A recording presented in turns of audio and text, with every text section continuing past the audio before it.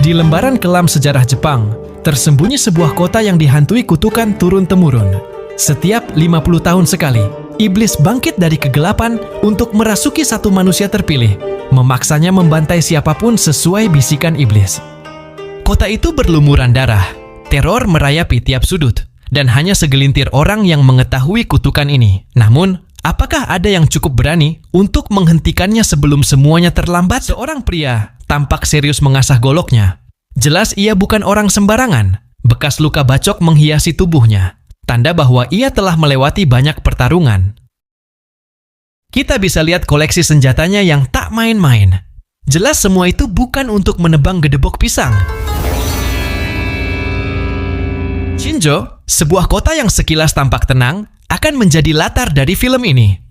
Cerita berjalan, kita diperlihatkan suasana tegang di kediaman seorang oyabun. Dari mimiknya, rupanya si bos sedang marah karena salah satu mitra bisnis mereka telah berkhianat, memilih perlindungan dari kelompok lain. Sang bos tidak langsung melampiaskan kemarahannya pada sang pengkhianat. Tidak. Ia memanggil anak buahnya, matanya penuh amarah. Lalu, tiba-tiba...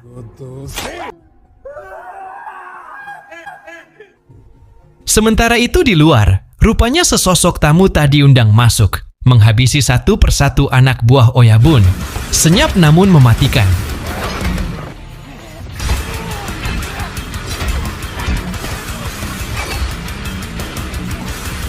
Begitu mereka sadar ada ancaman, si bos langsung diamankan, dikawal keluar dengan panik, menuju mobil dan segera pergi. Tapi usaha itu sia-sia, karena... Perkenalkan, inilah Sakata, seorang hitman legendari yang dijuluki Iblis Kota Shinjo. Solo fighter yang tak pernah gagal.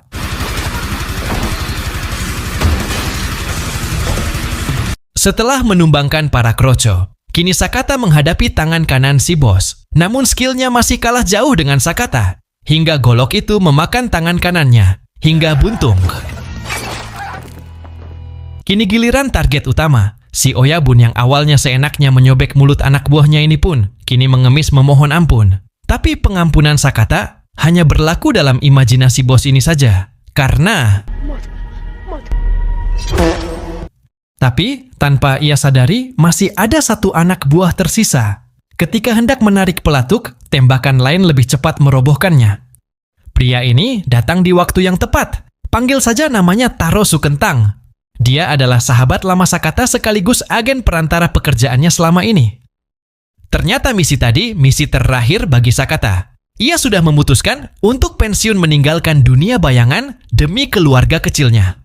Setibanya di rumah, ia disambut putrinya yang berlari memeluknya erat, diikuti istrinya. Kehangatan seperti ini adalah sesuatu yang sudah lama ia rindukan. Hidup baru, jauh dari darah dan kekerasan.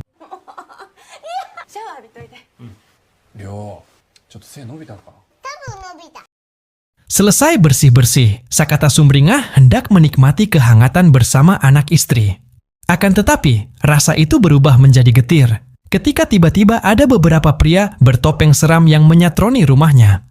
Meski sempat melakukan perlawanan, Sakata benar-benar tidak berdaya ketika keluarganya ikut dilibatkan.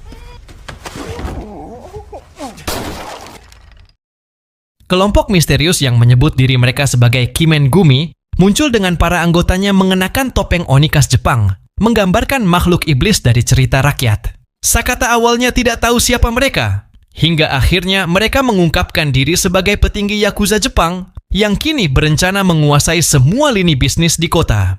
Pemimpin mereka yang dipanggil Master mengucapkan terima kasih kepada Sakata karena telah membantu menghabisi geng mafia. Tetapi karena Sakata memutuskan berhenti, mereka pun memutuskan untuk membunuhnya, menganggapnya terlalu berbahaya. Namun, salah satu dari mereka justru membunuh istri Sakata, disusul si Master yang juga menghabisi anak Sakata.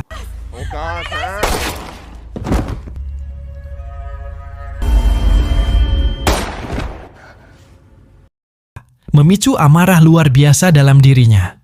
Ia bersumpah akan membalas dendam dan menghabisi mereka semua.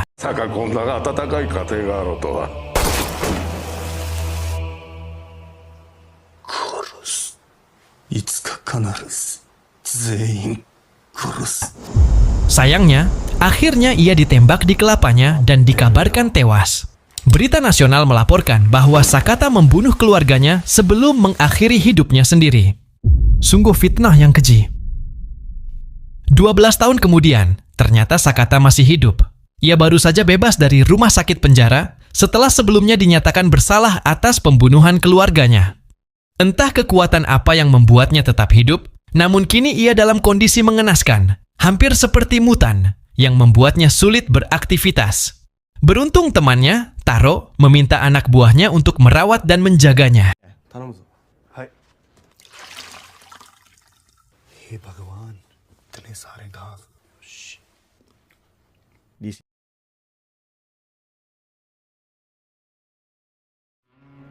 Lupakan sejenak Sakata. Sekarang sorotan tertuju pada konferensi pers sang wali kota Sunohara. Pria yang 12 tahun ini memimpin kota Shinjo jadi lebih rapi, nyaman, dan katanya makin makmur. Kali ini, dia sedang bangun resort mewah, lengkap dengan kasino, bioskop, karaoke, bahkan tempat ngaduk. Semua demi ekonomi kota, katanya.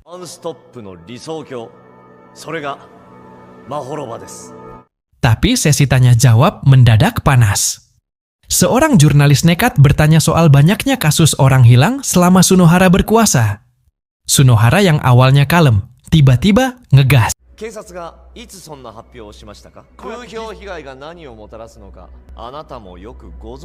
Ternyata, si jurnalis punya kartu truf, data dari mantan anggota Yakuza. Ia dibayar untuk membocorkan rahasia kelam Sunohara. Ternyata wali kota yang dibanggakan warga itu tidak sebaik yang mereka kira. Ada sesuatu yang mengerikan bersembunyi di balik senyumannya. Tapi sebelum si jurnalis sempat membongkar lebih jauh, petaka datang. Seorang pria bertopeng iblis merah menerjang, menghancurkan kaca mobil, lalu memburunya. Akhir cerita sudah bisa ditebak. Si jurnalis mati.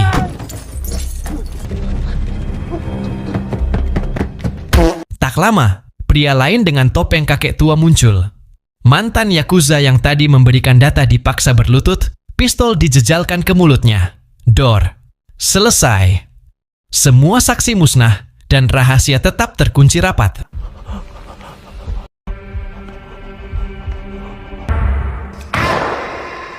Sementara itu, di tempat lain, Sakata sedang berjalan-jalan malam bersama perawatnya. Tiba-tiba, seseorang menikamnya dari belakang. Ternyata si penyerang adalah pengawal yang tangannya dibuntungi di awal film. Tapi begitu dia sadar, Sakata lumpuh dan tak ingat apa-apa. Niat balas dendamnya menguap. Ia pun pergi begitu saja.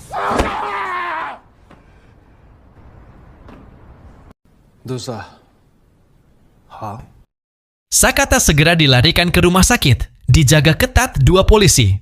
Tapi siapa sangka, ancaman datang dari aparat. Kapten polisi ternama kota Shinjo muncul, menyelipkan uang ngopi ke penjaga. Dan dengan bebas dia masuk mendekati Sakata dan akan menghabisinya.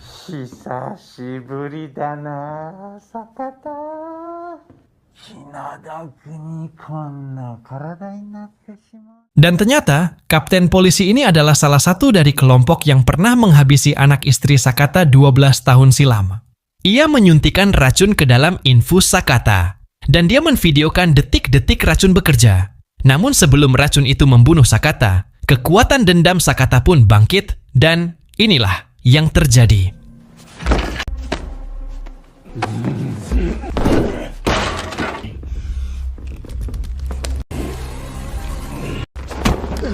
Sekonyong-konyong anak buah yang disuap tadi muncul. Kapten polisi sontak panik. Tak mau identitasnya terbongkar. Tanpa ragu, kapten polisi ini menembak salah satu dari mereka.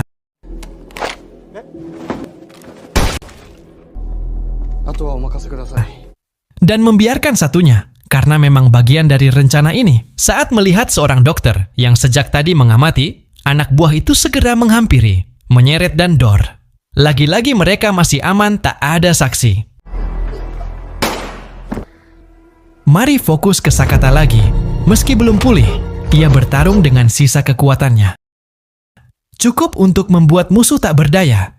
Dengan keahliannya sebagai pembunuh legendaris, ia pun mampu menghabisi keduanya.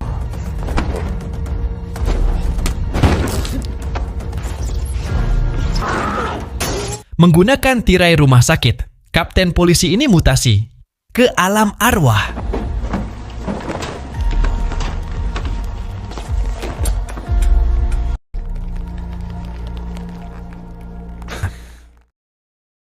Beberapa waktu kemudian, Taro menjenguknya di rumah sakit. Seketika Taro kaget melihat Sakata berdiri tegak. Apalagi saat teringat tragedi kelam keluarganya, tubuh Sakata tiba-tiba terasa jos gandos lagi dan siap untuk membalas dendam. Adegan bergulir kita diperlihatkan sebuah pabrik narkoboy yang berkedok pabrik daur ulang sampah milik master yang dikelola oleh pria bertopeng iblis tanduk satu. Ia baru saja mendapat kabar tentang Sakata yang masih hidup dan mungkin akan mendatangi pabrik untuk menuntut balas dendam. Master pun menghubungi anak buahnya yang lain, yaitu pria bertopeng serigala. Kita panggil saja Serigala, yang menjabat sebagai koordinator penyeleksi barang baru dalam tanda kutip. Saat hendak mencicipi barang baru yang didatangkan dari luar kota, ia diperingatkan dengan Sakata yang masih hidup dan akan menuntut balas. Dan kamu mungkin akan terkejut saat Master juga menghubungi antek lainnya, yaitu Taro Sukentang. Ternyata, Taro terlibat dalam pembantaian keluarga Sakata 12 tahun lalu. Ia dibayar untuk mengungkap identitas asli Sakata, yang berujung pada kematian istri dan anaknya. Selama 12 tahun, semua bantuannya hanyalah bentuk penyesalan. Namun, pengkhianatannya belum berakhir. Setelah menembak Sakata dari belakang, Taro dan asistennya membawa jasadnya ke pabrik sesuai perintah Master.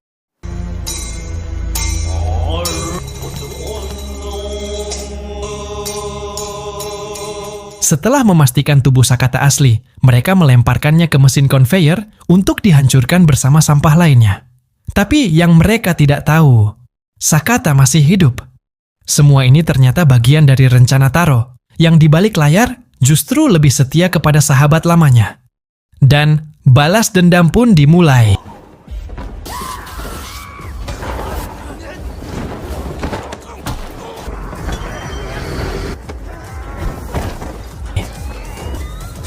Mengetahui akal-akalan Taro, pengelola menyuruh penjaga menyingkirkan Taro dan asistennya. Namun, malah ini yang menimpa penjaga itu.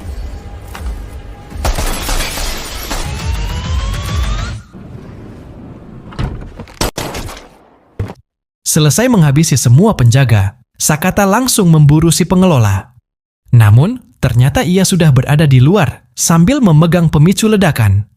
Dan inilah yang terjadi.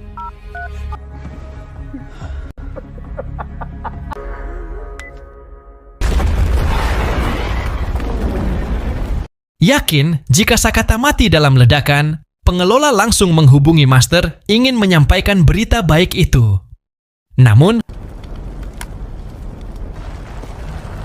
seperti punya nyawa 1000 Sakata selamat dari ledakan berlindung dengan selimut tebal. Tanpa pengelola sadari, tiba-tiba sebuah mobil melaju dengan cepat dan menabraknya. Ternyata itu Taro yang ingin membantu untuk kedua kalinya. Karena dihantui rasa penyesalan bertahun-tahun, Taro pun di detik ini mengakui semuanya.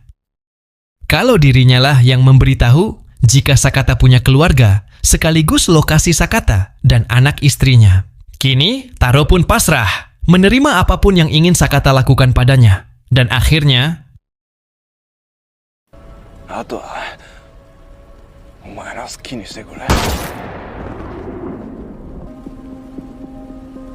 di atas kapal tua yang bersandar di pelabuhan sunyi, Sakata menginterogasi pengelola yang terluka parah. Dengan tatapan tajam dan penuh kemarahan, ia menuntut jawaban tentang siapa saja yang terlibat dalam tragedi yang merenggut keluarganya. Namun, tiba-tiba ponsel pengelola berdering. Panggilan itu berasal dari Master, yang ternyata adalah wali kota Sunohara. Mendengar ancaman Sakata yang bersumpah akan membantai semua orang yang terlibat dalam kematian keluarganya, Sunohara pun membalas dengan pernyataan mengejutkan, mengungkap bahwa anak kandung Sakata ternyata masih hidup. Selama 12 tahun terakhir, anak itu telah dirawat dengan baik oleh pria bertopeng serigala tadi, yang selama ini berpura-pura menjadi ayah kandungnya. Sunohara meminta Sakata melepaskan pengelola, jika tidak, maka anaknya akan dilenyapkan. Tapi Sakata tetap menembak pengelola dan akan menyelamatkan anaknya itu. 普通の高校生として元気に暮らしてるよ。ああ、ところでな、坂田。お前がつまらん復讐をまだ続けるっていうなら。Untuk pertama kalinya, kita diperlihatkan Ryo, anak kandung Sakata, yang sekarang sudah beranjak gede. Dengan serigala yang pura-pura perhatian, padahal punya niat mesum kepada Ryo jika nanti sudah lulus sekolah. Karakter serigala di sini memang seperti kakek legend yang Ono.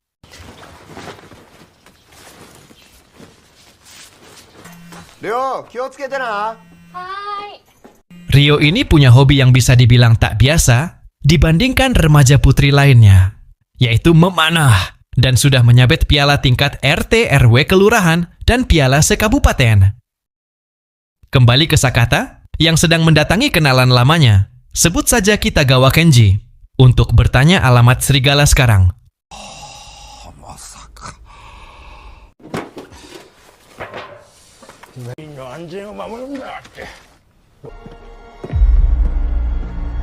Tanpa ragu, Sakata menerjang ke kediaman si serigala. Matanya membelalak saat menemukan deretan foto putri tercintanya, dari kecil hingga dewasa.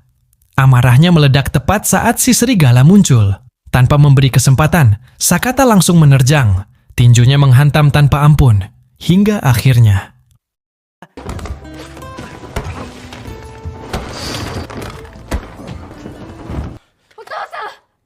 Dan akhirnya, untuk pertama kalinya Sakata melihat putri tercintanya setelah sekian lama. Tapi karena dikira penyusup Ryo pun melepaskan panahnya. Dan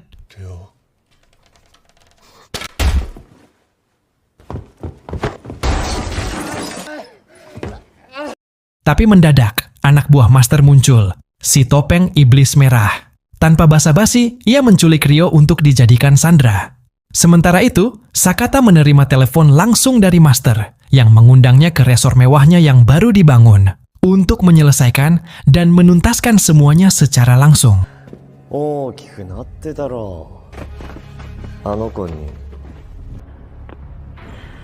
Dalam keadaan luka panah, bukannya berobat ke puskesmas seger waras lebih dulu, Sakata justru langsung menuju markas lamanya.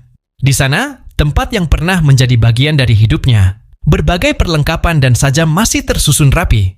Namun, pilihannya tetap sama. Golok unik favoritnya dan jaket kulit ikonik yang selalu ia kenakan. Setibanya di lokasi, Sakata menyusun rencana. Dengan mobil kosong sebagai umpan, ia berhasil mengelabuhi para penjaga di luar. Sedangkan ia masuk lewat pintu lain, membuka jalan bagi aksi yang sesungguhnya. Dan pertarungan pun dimulai.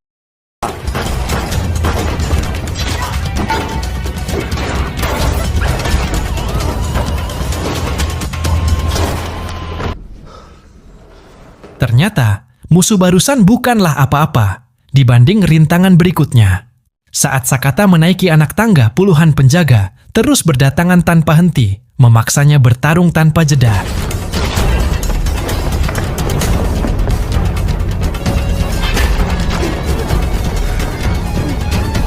Si serigala yang diperintahkan langsung oleh Master untuk menghadapinya. Namun, pertarungan itu berlangsung singkat. Pada dasarnya, si serigala cuma pria yang otaknya dipenuhi partikel-partikel yang sama dengan kakek Sugiono. Maka dari itu, dengan cepat serigala pun tumbang di tangan Sakata.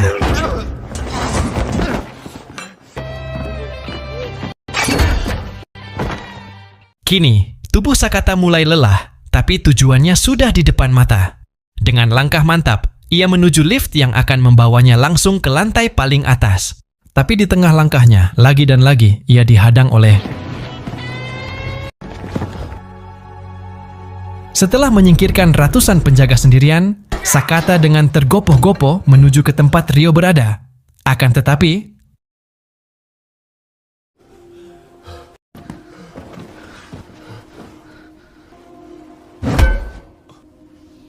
Inilah Sakata sekarang, ditawan dengan posisi mirip sekali saat keluarganya dibantai 12 tahun lalu.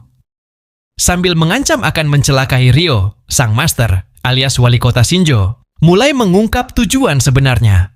Niatnya menurutnya adalah mulia, menjadikan kota Shinjo sebagai kota teladan, bersih dari premanisme, bebas dari miras oplosan, aman dari perusahaan yang mengoplos BBM Pertalite menjadi Pertamax, serta terbebas dari segala bentuk kejahatan birokrasi lainnya. Namun, metode yang ia gunakan sangat kejam. Tanpa ragu, ia menyingkirkan pejabat daerah yang terbukti korup, seolah-olah mereka menghilang tanpa jejak. Para pengusaha yang menolak bekerja sama untuk pembangunan kota pun dihabisi. Ia bahkan menggunakan dana hasil bisnis ilegal untuk membangun infrastruktur. Intinya tujuannya mulia, tapi jalan ke sananya haram. Sesuai dengan legenda yang disebutkan di awal film, setiap 50 tahun sekali, iblis dikatakan datang ke kota Shinjo untuk menciptakan kekacauan besar. Sang master yakin bahwa iblis itu kini telah merasuki Sakata, sosok yang dikenal sebagai petarung legendaris. Maka, selain ingin mewujudkan kotanya sebagai tempat ideal, Master juga berambisi menjadi orang pertama yang berhasil menghentikan iblis itu. Puas mengutarakan visinya, Master menghunus pedangnya, siap menghabisi Ryo. Namun, tiba-tiba, dor! Tembakan membabi buta menggema di ruangan. Muncullah si Kenji, dan di momen inilah akhirnya Ryo ingat kejadian dulu, sekaligus ingat Sakata lah ayah kandungnya.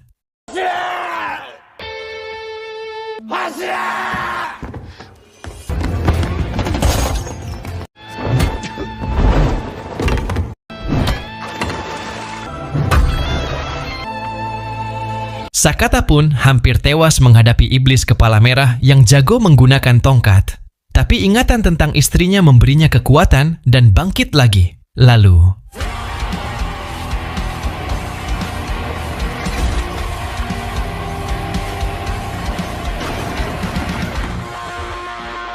ketika iblis kepala merah sekarat, Sunohara pun membuka topengnya. Ternyata dia adalah saudara kembar Sunohara. Namun ia memiliki muka dengan separuh bekas luka bakar. Melihat adiknya tewas mengenaskan, Sunohara pun marah besar. Dan pertarungan pamungkas pun dimulai.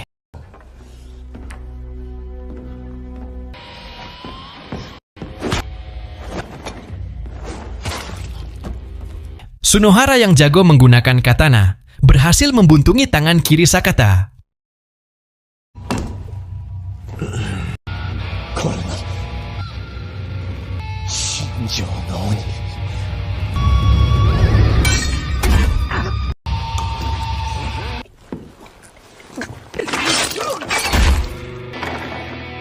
Setelah Sunohara atau wali kota Edan atau Master dipastikan pergi ke alam baka, Ryo pun berjalan perlahan menghampiri ayah kandungnya. Akan tetapi,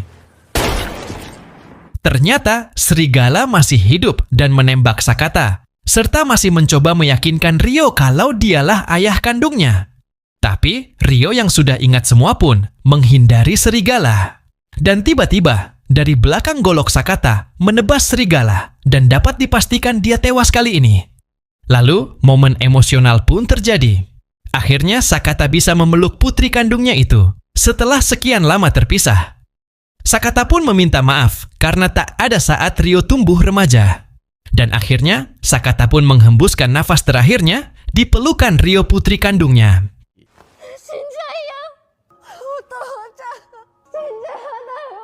Di akhir, seperti biasa aparat datang ketika beres. Datang juga petugas medis menangani semua korban. Tapi, terlihat sang master masih hidup dan tersenyum saat digotong pergi. Waktu pun berlalu, dan tepat 1 tahun setelah kejadian itu, Master kembali mencalonkan diri dalam pemilu kedua. Mengejutkannya, ia kembali terpilih sebagai wali kota untuk 2 periode berturut-turut. Namun, ada satu hal yang tak banyak orang tahu. Sosok yang menjabat itu bukanlah Master yang asli. Ia ternyata adalah saudara kembarnya yang memiliki bekas luka bakar di sisi wajahnya dan bertekad meneruskan misi saudaranya yang telah tiada.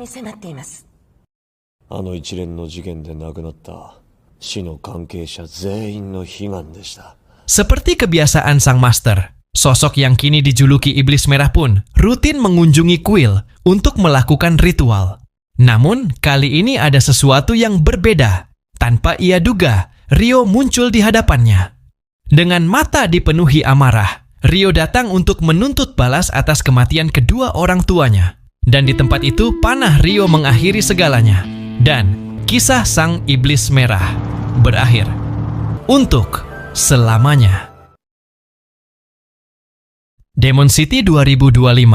Pesan yang bisa diambil bahwa keadilan dan ambisi seringkali berjalan di garis yang tipis antara kepahlawanan dan kehancuran.